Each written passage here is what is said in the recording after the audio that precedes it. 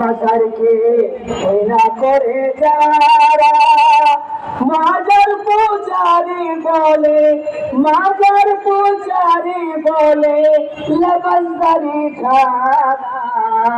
মাজারকে ঘৃণা করে যারা খোদার দুশ্মন তারা। মাজারকে ঘৃণা করে যারা রোজা শরীফ জিয়ারত করা নইলে পূজা করা।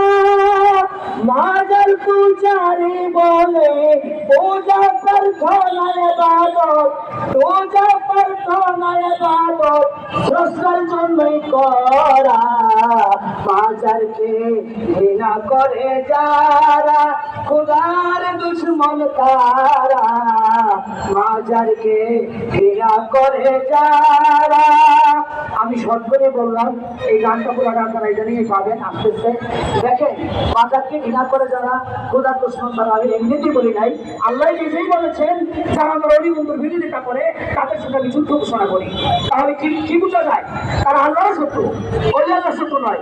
আমি আমার ভাইদেরকে বিনয়ীভাবে কৃতজ্ঞতার সাথে শ্রদ্ধা জানাই, সাংবাদিক ভাইদেরকে সকলের কাছে সালাম জানাই। শেষ হোক, আমি বর্তমান সরকারকে অনুরোধ করছি, আপনাদেরকে অনুরোধ করছি, আপনাদেরকে অনুরোধ করছি, এই দেশ অলি আল্লাহর দেশ, আমরা শান্তিপ্রিয় মানুষ, শান্তিভাবে বাঁচার জন্য আমাদেরকে সুযোগ করে দিন। না হয় পরিশেষে রেজাল্ট ভালো হবে না। ইতিপূর্বে আপনারাই তা দেখেছেন, আগামীতেও দেখবেন ইনশাল্লাহ। ধন্যবাদ সবাইকে। আসসালামু আলাইকুম ওয়া রাহমাতুল্লাহি ওয়া বারাকাতুহু। ধন্যবাদ সিনিয়র সুবিজন জনাব জসিম খানকে এবং ওনার গানের মাধ্যমে আমাদের আজকের মানববন্ধন মহান রব্বুল আলামিনের অত্যন্ত